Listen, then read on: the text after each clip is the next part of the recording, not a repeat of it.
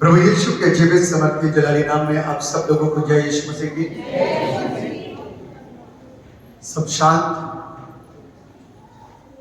अवस्था में अपने स्थान पर बैठ जाइए। जो आनंद है ना अंदर, उसको मैं रोक नहीं पा रहा। अद्भुत है। हमें सब कुछ है। मालूम है, चेलों ने कहा, इज़राइलियों ने कहा मूसा से, हमें प्रभु को दिखा। किसको दिखा? प्रभु को दिखा। साक्षात को देखने में असमर्थ है, लेकिन जो आज देखा वो वही था जो तमन्ना थी। आमीन। जो आज था ना, अद्भुत था। इसके लिए शब्द आता था हम लोग के पास में, अद्भुत। आमीन। और उस प्यारे परमेश्वर के लिए जो स्वर्ग को छोड़कर, आप सोचो, लोग अमेरिका पहुंचते हैं, बड़ा टाइम लगता है। वो स्वर्ग छोड़ करके कहां पर आया? एक से बात। आमीन। सारे लोग उमड़ पड़े उस आत्मा में, आउट ऑफ कंट्रोल, क्योंकि पवित्र आत्मा छू रहा। चला नहीं गया वो यही है, क्योंकि पवित्र आत्मा का काम मैं बताना चाहता हूं। जिसको पवित्र आत्मा छूता है, जब तक उसका काम होता है आराधना में, तब तक आत्मा बल के साथ काम। और परमेश्वर का आत्मा गड़बड़ी का आत्मा नहीं होता। इस बात को ध्यान रखिए, इस बात की शिक्षा दे रहा हूं मैं। परमेश्वर का आत्मा गड़बड़ी का आत्मा नहीं होता। जो बीच कुछ चिल्लाने लग जाए, उल्टा सीधा करने लग जाए, वो परमेश्वर का आत्मा गड़बड़ी का आत्मा नहीं होता। देखिए कितनी शांतिपूर्वक एक छोटा बच्चा सावन में भरा हुआ अभी भी, लेकिन गड़बड़ी कुछ नहीं, शांत, नो डिस्टर्बेंस। एक आवाज भी आप सुन नहीं पा रहे, क्योंकि वो परमेश्वर का रूह है जो अपनी सेवकाई में गड़बड़ी नहीं होने देता। उसको मालूम है कि वचन हर एक चीज से ज्यादा बड़ा है। हमें ज्यादा महत्वपूर्ण है। आराधना में हम परमेश्वर की अगुवाई पवित्र आत्मा के द्वारा प्राप्त करते हैं, दर्शन प्राप्त करते हैं, प्रोफेसीज जो होती है उसको प्राप्त करते हैं। आराधना के अंदर परमेश्वर हमसे बात करता है, और एक साथ कई हजारों से बात, एक साथ कई हजारों से बातचीत। और वो परमेश्वर ने किया हमारे बीच। हजार नहीं थे, लेकिन जितने भी थे परमेश्वर ने बात की। आज पुरानी चीजें प्रकट हुई, परमेश्वर ने अद्भुत दर्शन। कुछ लोग तो ये बोलते होंगे, पादरी साहब हम तो खोना चाहते थे, लेकिन अब हमको पकड़ना पड़ रहा है। लेकिन ये आपकी सेवकाई है। हमें ये आपकी सेवकाई है। आप पकड़ते पकड़ते अद्भुत हो जाओगे, आपको ये भी नहीं पता। इसलिए मैंने आप निराश ना हो, स्पेशल प्रेयर रखते हैं। परमेश्वर अभिषेक से भर रहा है। आज जो मसा था ना, वो बहुत स्पीड के साथ, वो परमेश्वर का काम। परमेश्वर को महिमा मिले। लेकिन अब हम वचन में आगे बढ़ेंगे। अपनी आंखों को बंद करें, दुआ करें। सर्वशक्तिमान परमेश्वर, हम आपको धन्यवाद दें। कम शब्दों में भेदों को बता दीजिए, आपके नाम को महिमा मिल सके। आप बढ़े, हम घटे, और आपका नाम जला। अपना अनुग्रह उपस्थित सब लोगों के ऊपर आपका वचन करता परमेश्वर, जो मैं अभी इस समय आत्मा में महसूस कर रहा हूं, वो ये है कि आज वचन के द्वारा बहुत लोग दर्शन में जाएंगे। वो सोएंगे नहीं, लगेगा कि सो रहे हैं, वो सोएंगे नहीं। आज दर्शन मिलेगा,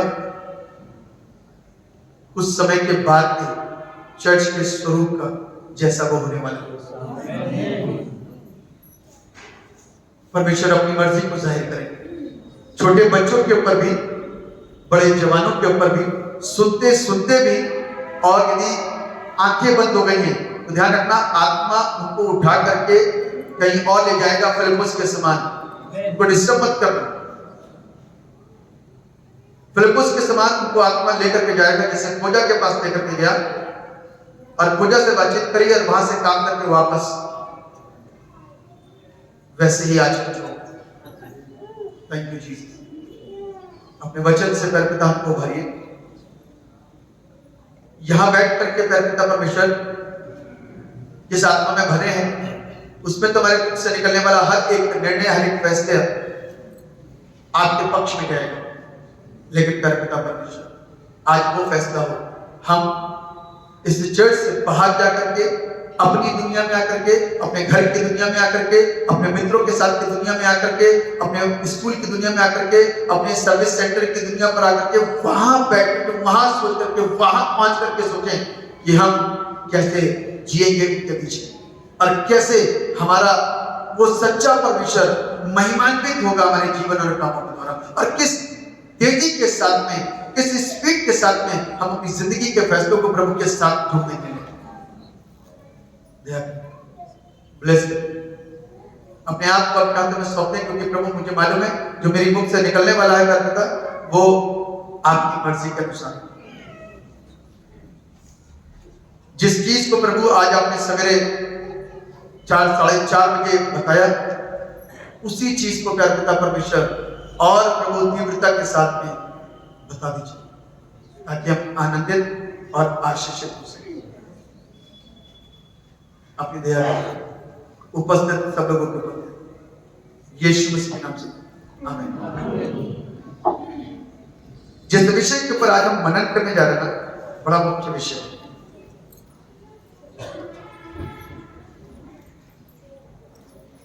लिखा है, Jesus the Messiah accept suffering according to his father's will and calls his disciple to follow him।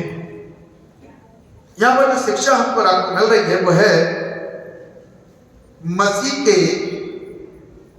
मसीह यीशु ने अपने पिता परमेश्वर की इच्छा के अनुसार दुख को स्वीकार किया। मसीह ने क्या करा? अपने परमेश्वर पिता के अनुसार दुख को क्या करा? स्वीकार किया, और अब वो अपने शिष्यों को आज्ञा और आह्वान देता है कि वे उनका अनुगमन करें और दुखों को स्वीकार करें। ये कैसी बात हो गई कि दुखों को स्वीकार करें? पहला दुख यहीं से स्टार्ट हो जाता है। सब आराधना कर रहे हैं, लेकिन आप आराधना में लोगों की सेवकाई के लिए खड़े हो, यह भी एक दुख है। बेशक ये दुख इतना बड़ा नहीं है, लेकिन कहीं ना कहीं जिस आराधना को करने के लिए आप स्थल ढूंढते हो, आराधनालय ढूंढते हो, उस आनंद को प्राप्त करने के लिए, उसमें खोने के लिए, उसमें जुड़ने के लिए, उस सामान, उस आशीष को प्राप्त करने के लिए आप खोज में रहते हो, उससे कहीं ना कहीं आपको ऐसा लगता हो कि हम विमुख हो रहे हैं, लेकिन ऐसा नहीं।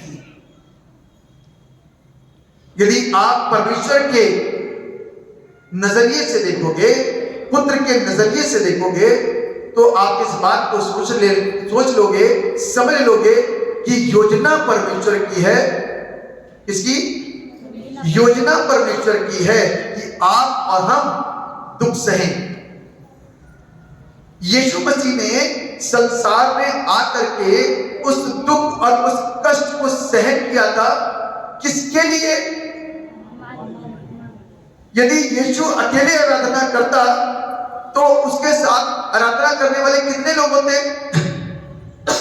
कोई बताएगा? यदि यीशु मसीह आराधना करता तो उसके साथ आराधना करने वाले कितने लोग होते? सिर्फ फरिश्ते। अब क्योंकि वो धरती पर आ गया तो आराधना करने वाले कितने लोग हैं? कोई गिन पाएगा? बाइबल क्या कहती है? बाइबल ये कहती है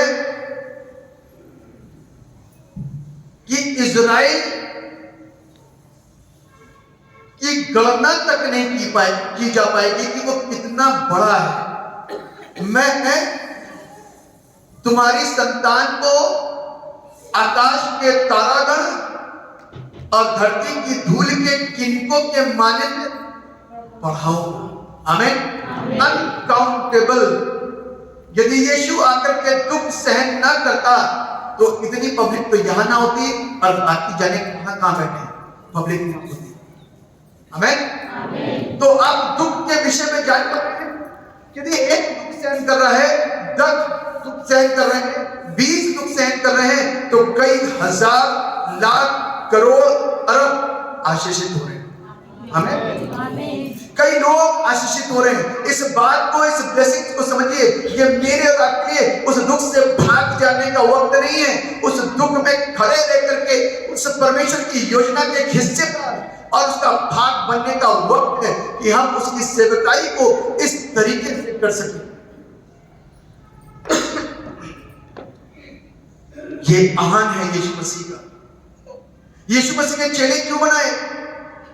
कि 5000 की भीड़ तो मस्त खाना खा रही है, लेकिन चेले क्या कर रहे हैं? टोकरे पकड़े हुए हैं। दुख नहीं है तो और क्या? लेकिन यीशु मसीह ने उनको चुना था। तो मालूम है? समझ पा रहे हैं आप? यीशु के चेले क्या पकड़े हुए थे? टोकरे पकड़े हुए थे। एक खिलाता खाते खाते मालूम क्या कह रहा होगा? पेट में तो चूहे यहां भी कूद रहे हैं, लेकिन जिम्मेदारी पहली क्या है? इन 5000 को खिलाना। आमीन। तो अपनी जिम्मेदारियों को खिलाते वक्त समझ लीजिएगा, अपनी जिम्मेदारियों को कभी भी ऐसा वक्त आए ना तो खिलाते समय समझ लेना कि पेट में चूहे तो जरूर कूदेंगे, लेकिन पहली जिम्मेदारी आपके सामने वाला जिसको प्रभु ने वहां पर ठहराया है। तो बाइबल हमको इस बात को सिखा रही है, बाइबल हमको इस बात बता रही है कि यीशु मसीह ने चेलों का जब चयन करा ना तो उनको सेवकाई सौंपी। प्रभु यीशु मसीह पतरस को डांटते भी हैं, शैतान भी बोलते हैं, ऐ शैतान दूर हो जा। जबकि सामने वाली सारी जनता क्या है? हर एक को पाप करती है, उसको बोलना चाहिए था, लेकिन प्रभु उसको इसलिए बोल रहा है क्योंकि इतना निकट रहने के बाद में उनके जैसे काम क्यों कर रहा है। ध्यान रखना, मैं कहीं पर पहुंचने वाला हूं, इसलिए आप हर एक बात को कैच करिएगा। इतना निकट और इतना पास रहने वाला व्यक्ति उस सामने वाली भीड़ के समान काम क्यों कर रहा है? उसके समान की सोच कैसे बन गई है? उसके समान उसका नजरिया कैसे बन गया है? इसलिए प्रभु यीशु क्या बोलते हैं पतरस को? ऐ शैतान दूर हो जा। तू मेरे पास में रहने वाला। इतने कमजोर शब्द तेरे मुंह से कैसे निकल सकते हैं? इतनी कमजोर सोच तेरी कैसे हो सकती है? क्या तू परमेश्वर से बड़ा हो गया कि तू आज इस तरीके की बातें कर रहा है? वो परमेश्वर है और योजना के तहत में वहां से यहां पर आया है, तो परमेश्वर का कोई भी कार्य अनुचित नहीं है और बगैर योजना के नहीं। इसलिए जिससे तू बात कर रहा है, जिसके सामने तू खड़ा है, वो परमेश्वर है। कौन है वो? वो परमेश्वर है। इसलिए अपनी उस जुबान को ताला मार जो गड़बड़ी पैदा करती है। और ये जुबान यदि पब्लिक में खुल जाएगी तो सारी पब्लिक के अंदर गड़बड़ी आ जाएगी। इसलिए प्रभु ने क्या कहा? चुप रहे। क्या कहा? शैतान चुप। 2 बार प्रभु ने उसको बोला, एक अंतिम फसह के वक्त में और एक कब। ध्यान रखना है हमको ध्यान रखना है। हमको हमारी पर्सनैलिटी को पहचानना है कि अब कौन से राज्य का विस्तार करने वाली टीम है, किसका काम कर रहे हैं। इसलिए बोलने से पहले सब कुछ सोचना है, कहने से पहले प्रार्थना निकलनी है।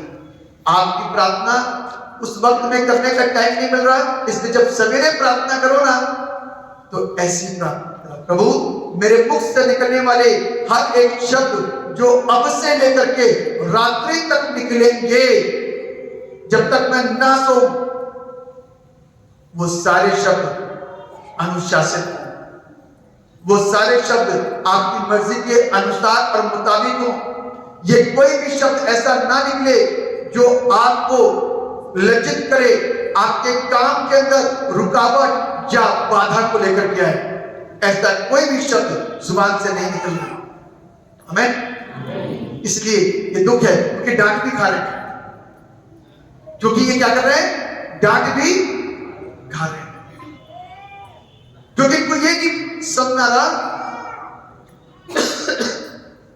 बहुत लोग तो समझ गए, लेकिन बहुत लोगों को समझ नहीं आ रहा, क्योंकि उनके अंदर अलग प्रकार का आत्मा काम करता है। बाइबल इस बात बताती है, मेरी देह के अंदर एक अलग प्रकार का आत्मा काम करता है।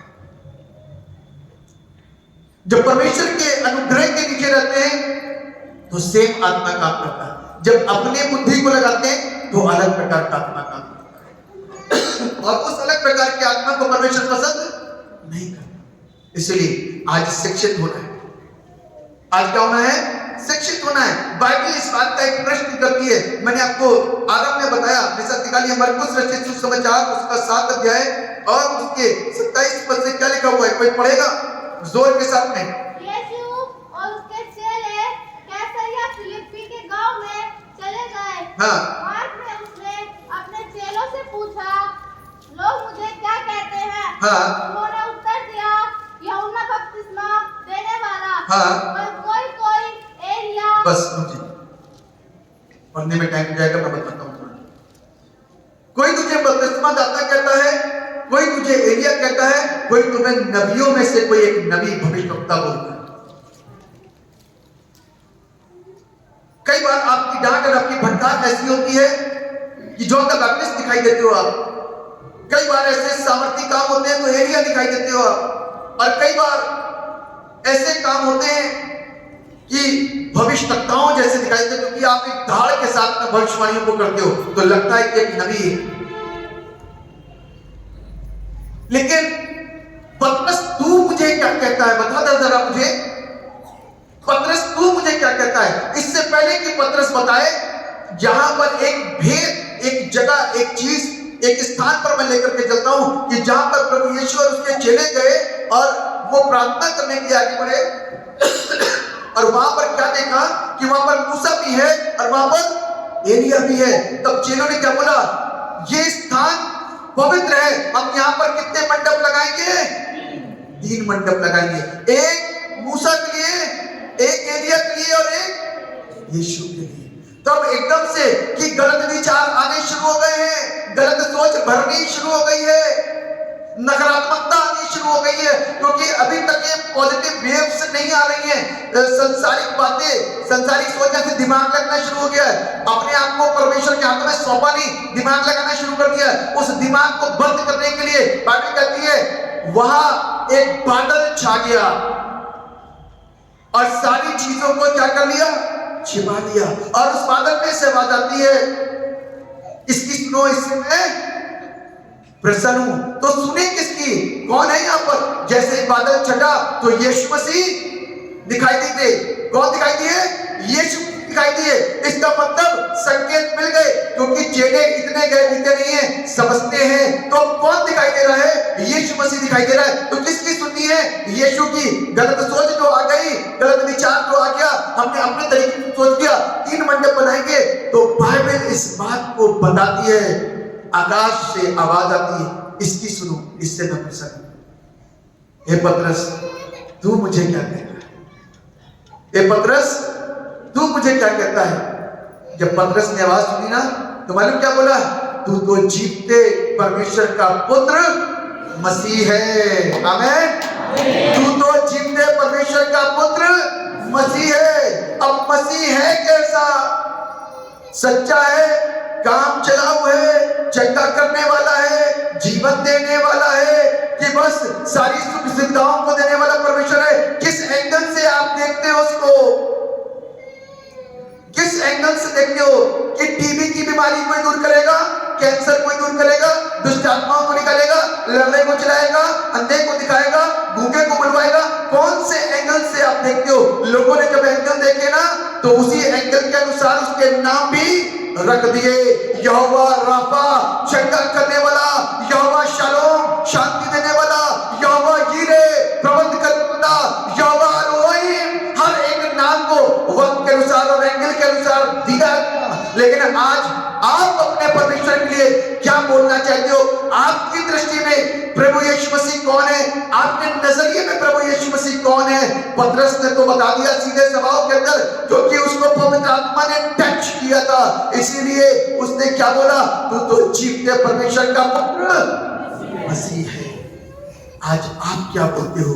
आप एंगल क्या बोलता है? आपका नजरिया क्या बोलता है? आपकी सोच क्या बोलती है? आपके विचार क्या बोलते हैं? जिस तरीके से आप प्रभु यीशु मसीह को देखते हो, जिस तरीके से आप देखोगे ना, उसी से आपके नजरिए की भाव हो जाएगी, उसी से आपका नजरिया पहचान लिया जाएगा, जिस नजरिए से आप देखते हो। तुम मुझे क्या कहते हो? बाइबल करे, प्रश्न कर लिया आपसे, मुझसे, पतरस से कर लिया, भीड़ का नजरिया पूछ लिया, आज आपका नजरिया है। तुम मुझे क्या कहते हो? तुम यीशु को क्या कहते हो? तुम यीशु को क्या कहते हो? प्रभु यीशु के भवन में आएंगे, प्रभु के दास हाथ रखेंगे, बीमारी दूर हो जाएगी, चंगे हो जाएंगे, खत्म मसला। किसी ने बता दिया, किसी ने कह दिया, बीमारियां क्या हो गई? दूर हो गई, कैंसर मिट गया, टीबी खत्म हो गया, सारी चीजें दूर हो गई, चंगे हो गए, खत्म हो गया नजरिया। क्या हो गया? खत्म हो गया नजरिया। सिर्फ यहीं तक कि आप उस जीते परमेश्वर की खोज में आ गए हो। ये प्रश्न है, क्योंकि आपने यदि चंगा करने वाला सोचा और कल आपके जीवन को देखकर उसने चंगाई की थी, तो आप बदल दोगे अपने ईश्वर को। पहचान करो आपकी सृष्टि और आपकी दृष्टि के अंदर परमेश्वर कैसा होना चाहिए। जिस दिन आप परमेश्वर को जानोगे ना, तो परमेश्वर दिखाई देगा। आमीन। परमेश्वर समझ में आने लग जाएगा, उतरने लग जाएगा अंदर, आपके संसारिक वस्त्र उतरने लग जाएंगे, आत्मिक पहरावा जीवन के अंदर आना शुरू हो जाएगा। कैसा पहरावा? आत्मिक, अभी संसारिक। और अभी हम अपने जीवन के अंदर क्या करते हैं? मिलावट करते हैं। क्या करते हैं? मिलावट। तो बाइबल हमको इस बात को कहती है कि हमको और आपको मिलावट नहीं करनी है। मेरे साथ बोल लीजिए, निर्गमन की पुस्तक उसका 3रा अध्याय और उसके पहले पद से 8 पद तक में क्या लिखा हुआ है, मैं आपको यहीं से बता रहा हूं। जलती झाड़ी के बीच में परमेश्वर ने मूसा को क्या किया? क्या किया? दर्शन दिया। क्यों? क्यों दिया? कोई बताएगा? क्योंकि परमेश्वर ने इस्राएल के छुटकारे के लिए मूसा को चुना था। ऐसा व्यक्ति का चुनाव कर डाला जो ढंग से बोल भी नहीं पाता, बोलने में क्या है? भद्दा है। आप यहां से थोड़ा सा आगे चले जाइए, बोलने में क्या है? थोड़ा भद्दा है, बोल नहीं पाता। ऐसा चुनाव प्रभु क्यों? ये काम मेरा है। किसका है? परमेश्वर कहता है मैं जो हूं सो हूं। ये काम किसका है? कल को ये ना कहना मेरे बोलने की क्वालिटी की वजह से काम हुआ। कल को ये ना बोलना कि मेरे अंदर क्वालिटी थी, इस क्वालिटी को लेकर के काम हुआ।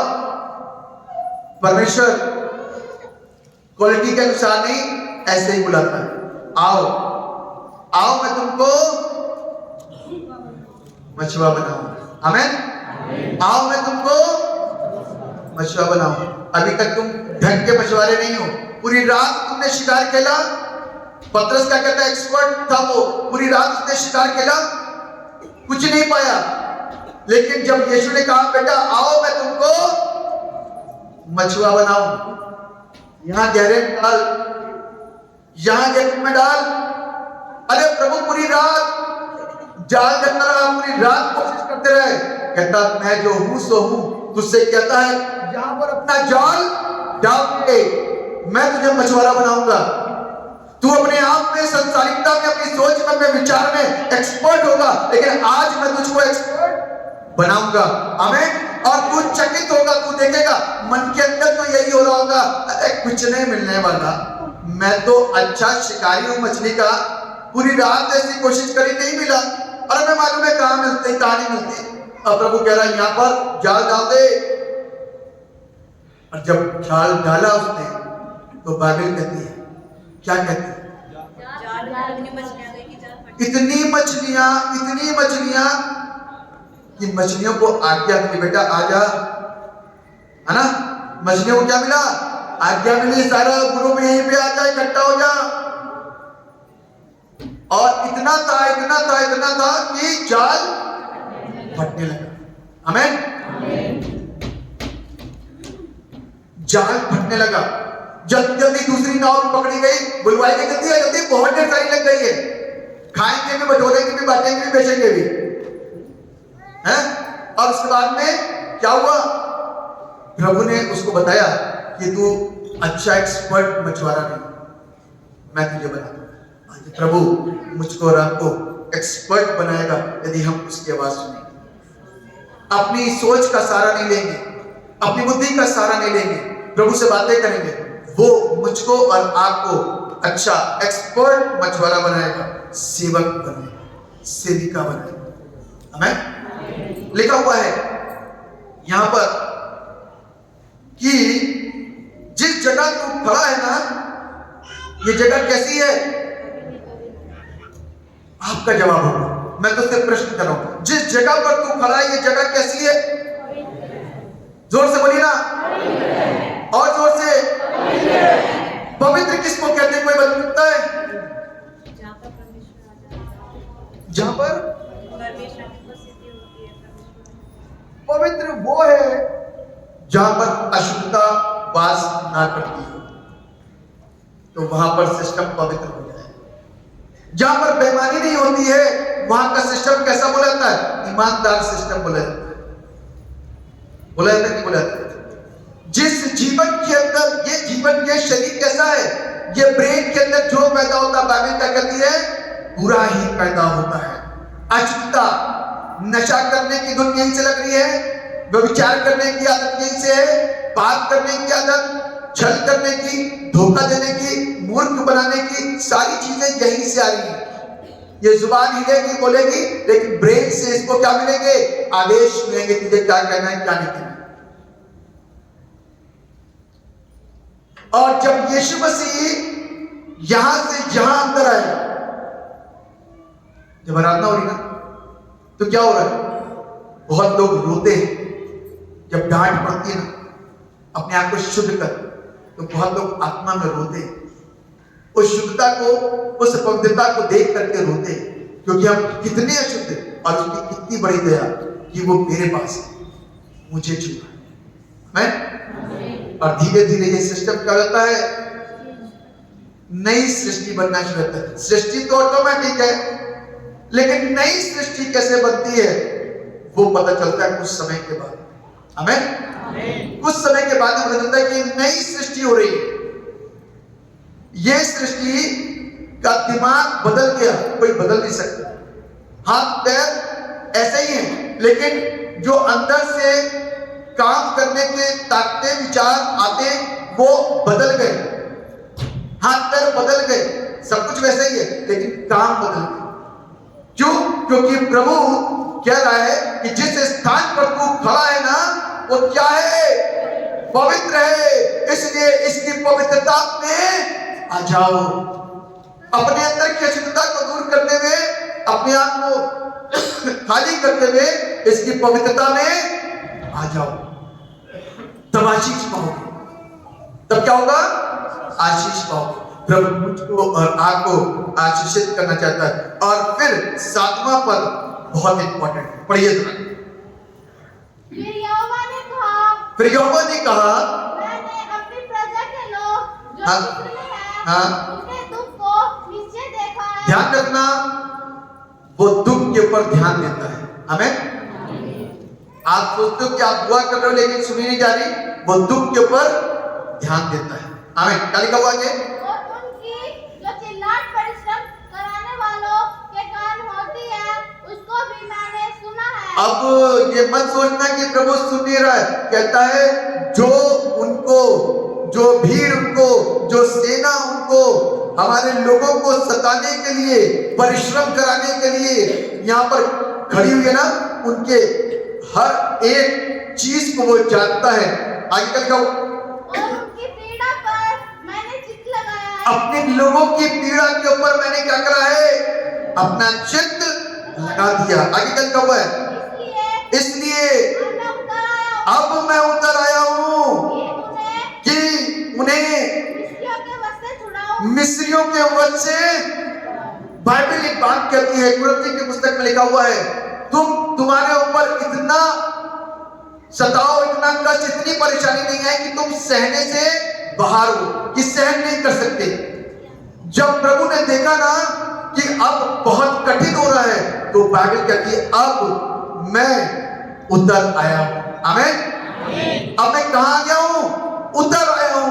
उतर आने का मतलब समझ गए ना? अब मैंने तुम्हारे ऊपर, तुम्हारे चिल्लाने के ऊपर, तुम्हारे दुख के ऊपर अपनी दृष्टि लगा दी है। अब मैं उतर आया हूं। और जब उतरा तो परमेश्वर डायरेक्ट एनकाउंटर करेगा नहीं, किसी को चुनेगा। तो किसको चुना? किसको चुना? मूसा को। मूसा क्या कहता है? निकाल लीजिए इब्रानियों की पुस्तक, उसका 11वां अध्याय। आ जाइए इब्रानियों 11 में। मूसा क्या कहता है? इब्रानियों उसका 11 अध्याय बहुत इंपॉर्टेंट आयत है। अब अपनी जिंदगी को इससे ताल्लुक करना, क्योंकि अब जो कड़वाहट आएगी ना, उसको सीखने के लिए आपको तैयार रहना पड़ेगा, उसको अंदर बटोरने के लिए तैयार रहना पड़ेगा। क्या लिखा हुआ जरा पढ़िए इसके 23 पद से। इब्रानियों 11:23। विश्वासी से हाँ। मूसा के माता पिता ने उसको उत्पन्न होने के बाद 3 महीने तक छिपा रखा। कितने महीने तक? क्यों? आज्ञा क्या थी? लड़कों को क्या करना है? क्यों? क्योंकि उनकी जनसंख्या बहुत ज्यादा हो गई। जनसंख्या तो लड़कियों से भी बढ़ेगी, लेकिन इजराइलियों की नहीं बढ़नी थी ना। इसराइलियों का बल लड़कों के पास में था, युद्ध कौशल में लेडीज कम होती हैं, पुरुष ज्यादा होते हैं। लड़कों की संख्या बढ़ गई तो इनकी टीम बढ़ेगी युद्ध करने के लिए। स्त्रियों को दबा दिया जाएगा, अत्याचार कर दिया जाएगा, कुछ भी हो जाएगा, उनको रोक लिया जाएगा, उनको कंट्रोल हो जाएगा, क्योंकि स्त्री की ताकत पुरुष के सामने नगण्य हो जाए। लेकिन पुरुष के सामने पुरुष की ताकत एक समान हो सकती है और ये पुरुष हावी भी हो सकता है। इसलिए लड़कों को मरवा दिया जाता था और दाइयों को आदेश किया जाता था कि इससे पहले कि प्रसव के दिन हो, चेक करते रहना इस्राएल की कोई भी स्त्री लड़के को पैदा ना करने पाए। और ऐसा ही कुछ हुआ। बाइबल कहती है यहाँ की दाइयों ने क्या कर दिया? मूसा के पैदा होने के वक्त में थोड़ी सी दया दिखा दी थी और मूसा क्या हो गया? पैदा हो गया। बहुत खूबसूरत बालक था, 3 महीने तक छिपा के रखा, लेकिन 3 महीने के बाद में छिपा क्योंकि रोने की आवाज आएगी, अड़ोस पड़ोस में पता चलेगा, अगल बगल में पता चलेगा कि लड़का है। तो क्या करा? उस लड़के को एक टोकरी में लेकर के इस बहाव में, जब हवा का बहाव रानी के नहाने के स्थल की तरफ था, वहां ले जाकर वहां छोड़ दिया। और उसकी बेटी ने, फिरौन की बेटी ने उसको क्या करके पकड़ करके देखा कि उसके अंदर बेटा है। अब वही बेटा वही बेटा जो 3 महीने तक था, अब उसी बेटे को फिरौन की बेटी ने क्या कहा? ये मेरा बेटा है, आज से ये मेरा बेटा है। अब बाप के मुख से निकलने वाले शब्द राजा क्या, बाप ने तो ये बोला था कि कोई लड़का नहीं होगा और कहीं से भी नहीं होगा। बाप के शब्द क्या हो गए? उस स्त्री के सामने, बेटी के सामने फीके पड़ गए। अब जब लड़का सो करके उठता था तो सोने की चप्पलें हो सकती है, सोने का महल हो सकता है, अच्छा बिछौना हो सकता है, वगैरह वगैरह, जितना बेस्ट सो सकते हो उतना बेस्ट सोच लो, आप जिस जगह पर हो ना, आप यहां से जरा मिस्र पहुंचो।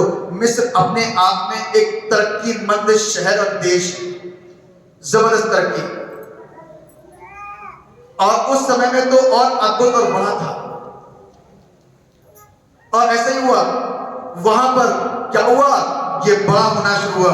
आप जरा 24 पद का जाइए। विश्वास ही से मूसा ने सियाना होकर फिरौन की बेटी का पुत्र कहलाने से इनकार किया। देखिए, आप बड़ी इंपॉर्टेंट चीज है, आपको ध्यान करने की जरूरत पड़ेगी यहाँ पे। लिखा, विश्वास ही से मूसा ने सयाना होकर फिरौन की बेटी का पुत्र कहलाने से इनकार कर दिया। 3 महीने में आपके बच्चे को आपने पैदा किया, इसको लेकर के कूड़े में डाल दो और कोई और इसको पाले, तो बच्चा बड़े होकर के यदि उसको बताया ना जाए तो कह सकता है कि वो उसकी मां नहीं है। कह सकता है कि वो उसकी मां नहीं है, वो तो यही कहेगा मेरी मां है। अपना ही धर्म बताएगा, जो भी धर्म में वो होगा वही बताएगा कि मेरा धर्म है। लेकिन मूसा जैसे ही सयाना हुआ, बड़ा हुआ, और बाइबल इस बात बताती है, फिरौन की बेटी का पुत्र कहलाने से क्या कर दिया? अच्छा हुआ कि गलत हुआ? ये असमंजस वाला सवाल है। अब आप जवाब क्या दोगे मुझे नहीं मालूम। कोई बोल रहा अच्छा हुआ, कौन सा बोल रहा अच्छा हुआ? कोई बोल अच्छा हुआ कि बुरा हुआ? बता दीजिए एक बार। अच्छा हुआ। कितनी गलत बात है। एक बच्चा अपनी माँ को छोड़ करके भाग जा रहा था, आप दुआ कर रहे थे मेरा बेटा भाग गया, यहाँ आकर के खड़े होकर दुआ करवाते हो, और उसके बाद में क्या कहते हो? अच्छा हुआ। और अपने लिए दुआ करवाओगे यहाँ खड़े होकर के, मेरा बेटा भाग गया जी, 3 महीने से घर नहीं लौटा, अच्छा हुआ? बोलिए ना, बुरा हुआ? प्रभु की नजरों के बाद सामने से आपका बेटा भाग जाए और संसार के पाप में लग जाए तो वो अच्छा हुआ? बड़ा कठिन है, असमंजस वाली बात। आपको एक ही बात में जवाब सही देना चाहिए था कि वो संसार की शरण से हट करके परमेश्वर की शरण में आया तो अच्छा। हमें संसार की शरण छोड़ करके परमेश्वर की शरण में आ गया, इसलिए अच्छा हुआ। इनकार कर दिया उसने। आज आप बहुत सारी शरण और मान्यता को जब छोड़ करके प्रभु के पास आते हो तो अच्छा होता है या? हालेलुया। कितने लोग समझ पाए? गूगली तो नहीं हुई?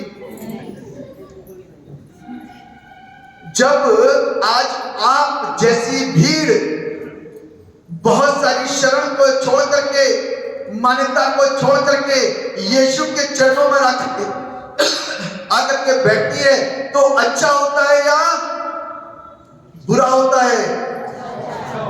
अच्छा, आपके लिए तो अच्छा है, लेकिन घर वालों के ऊपर पूछो कैसे सांप रौंदते हैं,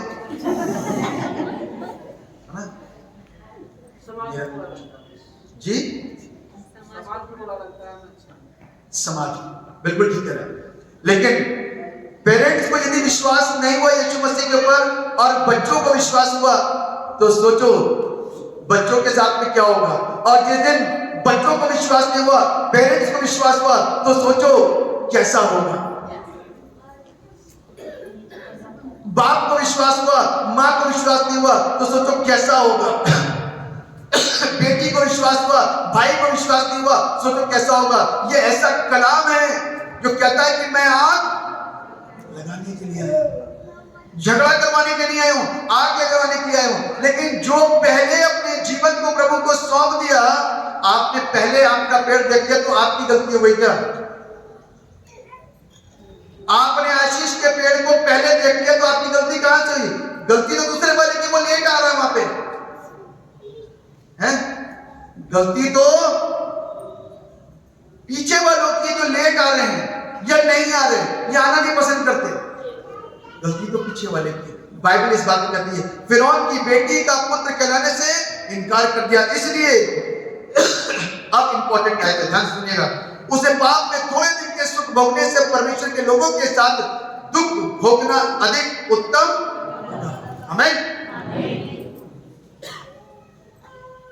अब जितने विश्वासी हैं, जहां तो हम आत्मा में पढ़ते हैं, मैं हमेशा बोलता हूं ना, थोड़ा सा सतर्क हो जाइए, स्ट्रांग हो जाइए, मजबूत हो जाइए, तभी आप शिक्षा प्राप्त कर सकते हैं। यहां पर आराधना कर रहे हो और बाहर जाकर के आपके मोबाइल से टिकटॉक आ रहा है फिल्मी गानों के ऊपर, कितना अच्छा है, कितना हाँ बोला आप लोगों ने, देखो ना कितना हाँ बोला था, हाथ उठा करके। मसीह गाने पे कुछ भी कर सकते हो आप,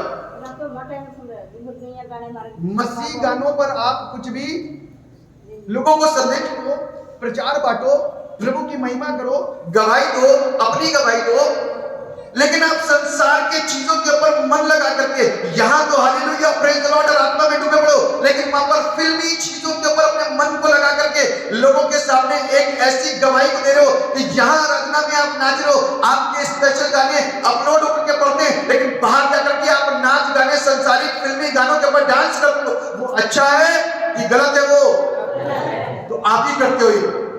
और मैं देखता हूं आप लोगों को, इंस्टाग्राम में देखता हूं आप लोगों को डांस करते हुए फिल्मी गानों के ऊपर। आपकी कॉलर ट्यून आज भी फिल्मी है, जो पसंद आती ना एक नौजवान लड़की को, एक लड़की को, वही कॉलर ट्यून होती है। ये अच्छा है या गलत है? तो किस प्रकार का त्याग और किस प्रकार का जीवन, यहाँ तो मोसेस इस बात को बोलता है, धोखा नहीं दिया इसने संसार के लोगों को, इस बात को कहता है, इस बात बड़ी स्पष्टता के साथ में बोलता है कि इसलिए कि उसे पाप में थोड़े दिन के सुख भोगने से, पाप में थोड़े दिन के दुख भोगने से, पाप में माँ बाप के साथ में रहेगा, माँ बाप टोकेंगे नहीं, मेरा बेटा है, कोई दिक्कत की बात नहीं है, चलता है, कोई दिक्कत की बात नहीं, अपने उनके पाप को भी छिपा लेंगे, लेकिन उसने उस स्थान को छोड़ करके, क्योंकि पाप में तो आनंद मिलेगा, कोई दिक्कत की बात नहीं है। ये थोड़े दिन का, कितने साल का, 70 साल, 80 साल, 90 साल, बल के कारण 80, इतने दिन का, लेकिन जो अवधि जिंदगी मिलेगी उस आनंद की बात कर रहा है मोसेस,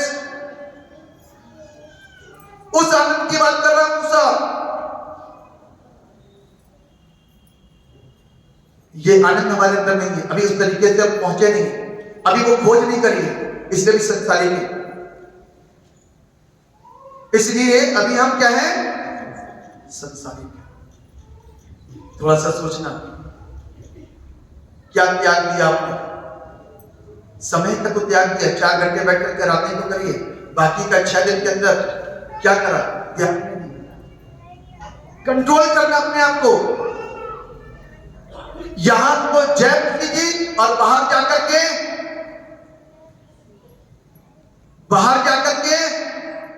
मुझे सुनना नहीं, बाहर के धर्मों के अनुसार आप संबोधित करते हो। मैं कल एक ऐसे 10 साल पुराने विश्वासी से मिला, कहते थे कि 10 साल पहले बपतिस्मा हुआ, या तो उनकी शिक्षा को प्राप्त करने में कमी रही या उनके स्वीकार करने में कमी रही, कुछ भी रहा मुझे नहीं मालूम, लेकिन इतना जानता हूं कि मेरे सामने जब वो बैठे थे तो एक संसारिक व्यक्ति ने जिस तरीके से संबोधित करा उसने वैसे ही जवाब दिया। ये एक कमजोर विश्वासी के निशान है, चिन्ह है। ध्यान रखिएगा कि आप अपनी ड्यूटी में, आप अपने काम में, आप संसार में, आप लोगों के बीच में, आप मित्रों के बीच में, परिवार के बीच में, दोस्तों के बीच में, घर वालों के बीच में कैसा आप व्यवहार करते हो, ये इंपॉर्टेंट है। प्रभु सब देखता है, प्रभु सब देखता है, कोई चीज छिपी नहीं। और ये छोटी छोटी चीजें ना हमारी जिंदगी के अंदर पाप की एंट्री करवाती है, और फिर आप यहाँ आकर के खड़े होते हैं, पादरी साहब अब तो इतने साल से चर्चा रहे, दुष्ट आत्मा निकली नहीं, बीमारी गई नहीं, 3 महीने ठीक रहे, लेकिन 4थे महीने से फिर दिक्कत हो गई। ये दिक्कत लाने का कारण और वजह सिर्फ आप स्वयं। बाइबल इस बात बताती है, उसने मसीह के कारण निंदित होने को मिस्र के भंडार से बड़ा धन समझा। कहता मैं निंदित होता हूं, प्रभु मुझको 50 डांट ले, मुझे बुरा नहीं लगेगा, लेकिन मैं उन लोगों के साथ अपने जीवन को नहीं जी सकता, संसार के साथ अपनी जिंदगी को बसर नहीं कर सकता। ऐसी कौन सी जलती हुई अग्नि इसने देखी कि इसका मन बदल गया? ऐसी कौन सी अग्नि देखी, ऐसी कौन सी आवाज पौलुस ने सुनी, शाऊल ने सुनी, इसका मन बदल गया? लेकिन आज हमारा मन नहीं बदलता, आज कहीं ना कहीं चुपके से पाप कर ही बैठते हैं। हमारे मन क्यों नहीं बदलते? हमारी सोच, हमारे विचार, हमारे कर्म क्यों नहीं बदलते? हमारा उठना बैठना, चलना फिरना, खाना पीना, बोलना चालना बदलता क्यों नहीं है? किस प्रकार का विश्वास में आज इस तरह खड़े में और कैसे गवाही को लेकर के खड़े होते हैं, ये सोचने की जरूरत है। क्या धोखा दे रहे हैं प्रभु को, हमको, अपने आप को? ये धोखे के अलावा कुछ नहीं है। संसार के साथ में मित्रता करना गलत है। जब आपने प्रभु यीशु मसीह को स्वीकार कर लिया, आप प्रभु को ना स्वीकार करो, कोई प्रॉब्लम नहीं। मेरा काम सिखाने का है, मैं सिखाऊंगा। आपका काम आपकी मर्जी को पूरा करना है, आप जैसे चाहो जी सकते हो। लेकिन मैं एक विश्वासी के लिए जो मेरे साथ खड़ा होगा, उसके लिए ये सख्त आदेश है, उनके लिए सख्त आदेश है कि वो चेक किए जाए। स्थिरता का जीवन लेके, मजबूती का जीवन, कमजोर जीवन प्रभु को पसंद है। इसीलिए हमारे अंदर से वो प्रभाव के वचन नहीं निकलते कि किसी को भी हम परमेश्वर के वचन के द्वारा कन्विंस करते। प्रभावशाली वचन मत कहना। एक प्रश्न और उठ सकता है इस बीच में कि पादरी साहब जो दिख रहा है, आपने उसको बोल दिया, लेकिन कुछ पाप अभी ऐसे हैं जो छुपे हुए हैं, उसके विषय में क्या कहेंगे? और वो भी तो यहीं पर बैठे हुए हैं। तो उनके लिए मेरा जवाब है कि एक दिन जब वो सामने खुलेंगे और परमेश्वर खोलेगा, परमेश्वर की नजर में वो भी हैं। जिस दिन खुलेंगे ना, तो परमेश्वर जब खोलेगा तो आप समझ नहीं सकते कि क्या होगा। कोई बचेगा नहीं परमेश्वर के न्याय के समय, कोई भी नहीं बचेगा। लेकिन आप और हम के लिए ये बात है कि जब हम ज्यादा हालेलुया प्रेज द लॉर्ड उसकी हम तो उसकी सताइश करते हैं, तो ध्यान रखना कि हम संसार को छोड़ करके यहाँ के हमें, और घर में भी, ड्यूटी में भी, हर जगह हमारे लिए मस्ती के दिन चले गए। बाइबल क्या कहती है? सयाना होकर, इंसान सयाना कब होता है? कौन सी अवस्था में सयाना होता है? अभी ये बच्चा सयाना नहीं है, कब सयाना होगा? 14, 15, 16 की जब अवस्था है, यानी कि युवावस्था। और आप क्या कहोगे? पादी साहब ने तो हमारी जवानी छीन ली, यही तो बोलोगे ना कि पादरी साहब ने मेरी युवावस्था को छीनने की कोशिश करी है। तो बाइबल इस बात को कहती है, ऐ जवान याद कर, कोई तेरी जवानी को तुझ ना जानने पाए। अपनी जवानी के दिन अपने सृजनहार को, एक बुरा इंसान आपसे तेज नहीं दौड़ सकता, कितना भी आदमी क्यों ना हो, लेकिन आप तेज दौड़ोगे। इसलिए प्रभु को आपसे मोहब्बत और आपसे प्यार है। मालूम है, एक दिन मेरा भी था, मैं भी ऐसे ही बोलता हूं। छुटपन से दुआ में जाता रहा, अपने पापा के साथ में घर में दुआ होती रही, छुटपन से भरता था सारी चीजें ही रहती। लेकिन संसारिक व्यक्ति होने के नाते संसार की चीजें तो लगी रहती हैं। लेकिन करते करते करते करते 19 साल में मेरा नाता संसारिकता से हटा करके उस परमेश्वर के साथ में मेरे दिमाग के अंदर एक चीज सेट हो गई कि अब संसारिकता खत्म होने वाली है। एक बड़ा बोझ, एक बड़ी जिम्मेदारी यहां पे आ गई। मैं स्टेशन छोड़ करके भागा। मैंने कहा मैं ये नहीं कर पाऊंगा। 19 साल की अवस्था, लेकिन एक रात, उसके दूसरे दिन की रात परमेश्वर ने मुझको झिझोड़ दिया, मेरा काम नहीं करेगा तो जिंदगी में कुछ नहीं। प्रभु मेरी क्या गलती है? किसी और को चुन लेना। मैं भी तो अपनी लाइफ को एंजॉय करना चाहता हूं, मेरी क्या गलती है? किसी और को पकड़ना तू ही चाहिए, कुछ नहीं कर पाएगा। ये डर मुझको खा गया, मैं कुछ नहीं कर पाऊंगा, और यदि कुछ भी करूंगा तो इसी में करूंगा। ये डर खा गया था मेरे को। फैसला लिया सेम डे के अंदर, सेम नाइट के अंदर, सवेरे के 4, 4:30, 5 बजे होगा, सेम डे, उसी वक्त फैसला, अभी जाऊंगा। सब कुछ सोच लिया था, अब खत्म सारी चीजें, सब छूट गया। ऐसा नहीं है कि मैं वहां से गुजरा ना हो, ऐसा नहीं है कि वो अवस्था मेरी ना आई हो, ऐसा नहीं है कि उस नाव जिसमें आप चल रहे हैं मैं न गया हूं, लेकिन एक समय ऐसा है जब प्रभु ने सब में ताले लगवा दिए। क्या कर दिया? चल सेमिनरी ले गया। सेमिनरी के बाद चर्च में इस्तेमाल किया, उसके बाद खतौनी चर्च 20 साल से प्रभु इस्तेमाल करता है। सियानेपन में अपनी जिंदगी को प्रभु को दे दिया। आप अपने जीवन को देने में थोड़े से कमजोर पड़ जाएंगे, लेकिन मैं इस बात को देखता हूं परमेश्वर बहुत सच्चा परमेश्वर। हमें जितनी युवा पीढ़ी को आप बैठे हुए देख रहे हो ना और पवित्र आत्मा से भरे हुए देख रहे हो, ये सिर्फ परमेश्वर है, वरना मेरे वक्त में ऐसा कोई काम मैंने अपनी आंखों से नहीं देखा। चर्च सादगी के साथ चर्च जाना, 1-1.5 घंटे का 2 घंटे चर्च हुआ, होली कम्युनियन जिस दिन होती तो उस दिन ज्यादा लंबा होता था, उसका तो अपने घर बैठे। ये चीजें हमने कभी नहीं देखी जो परमेश्वर ने दिखाई। ये सामर्थ्य ये परमेश्वर ने दिखाई। अपनी युवावस्था को धोखे में मत करो, स्पष्ट आशीषित हो जाओ। इसमें लिखा ना, क्योंकि उसकी आंखें फल पाने की ओर लगी थी। आपको फल चाहिए कि नहीं चाहिए? आपको फल चाहिए कि नहीं चाहिए? चाहिए। कौन सा फल? सिर्फ बर्ताव वाली बात मत करिए। एक बड़ा फल है स्वर्ग में मेरे और आपके लिए, अनंत जीवन। यदि आपको चाहिए ना तो आज अपने फल की खोज में लगाना, इसके अलावा कहीं नहीं मिलने वाला। यही एक ज्ञानवर्धक पुस्तक है, शिक्षा का बड़ा भंडार है, जीवन बदल देने वाला वचन है, आत्मा को छू लेने वाला काम इसी के द्वारा होता है, आशीषित वचन है। इसको पढ़ो, इसको खाओ, जीवन बदलेगा। आमीन। तब गाना यदि आप गाओगे ना, बदल गया मेरा सारा जीवन, तब मजा आएगा। वरना गाने वाले को लगेगा यार जीवन तो बदला नहीं है, और गाना गाने में लगे हुए हैं। जीवन तो बदला नहीं, गाना गाने में लगे हुए। अपनी जिंदगी को प्रभु के हाथों में सौंप दो।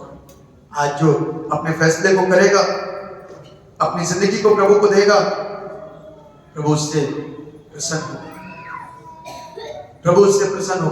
अपने हाथों को आप उठा सकते हैं, सब लोग, सारी भीड़ नहीं। अरे सारे लोग जीवन नहीं दोगे, मुझे मालूम है। सारी भीड़ जीवन नहीं देगी, मुझे मालूम है। धोखा मत खाओ, परमेश्वर डंडों में नहीं उड़ा जाता। जो सच्चे हृदय से समर्पण कर रहे हैं वो अपने हाथों को ऊंचा उठाए।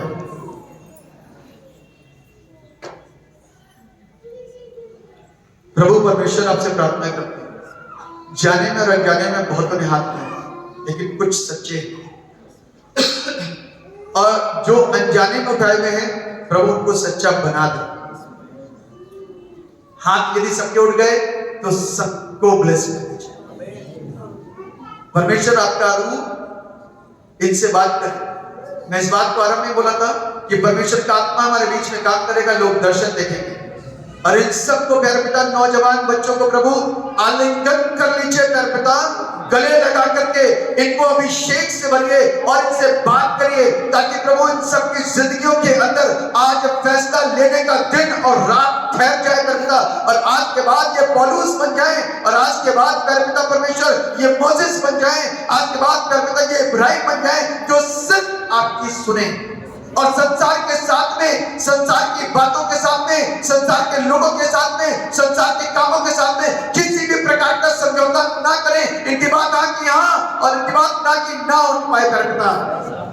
गहरा अभिषेक दे दीजिए, सामर्थ्य बना दीजिए। ये प्रभु आपके पास बैठ करके तौबा के आंसू के साथ अपने जीवन को आपको समर्पित कर सके प्यारे पिता। अपनी जवानी को प्यारे पिता परमेश्वर ये ना सोचते हुए कि अभी तो बहुत जीवन है, आगे दे देंगे, ये सोचते हुए कि अभी तो हमने कुछ देखा ही नहीं, कुछ जिया ही नहीं। आज प्रभु को अपने जीवन को दे दो। प्रभु वो सारी चीजें आपके बेस्ट से बेस्ट करेगा जो आज तक कभी आपने नहीं सोची होगी। सारे इंतजाम बेस्ट होंगे, सारी चीजें बेस्ट होगी। आपका लिया जाने वाला हर एक फैसला बेस्ट होगा। आपके जीवन में परमेश्वर की आशीष इस कदर आएगी, आप सोच भी नहीं पाओगे कि परमेश्वर ने आपका इंतजाम करा हुआ है। सिर्फ आज फैसला लेने की घड़ी है, आज जीवन सौंपने की घड़ी है, घुटनों पर आने की घड़ी है।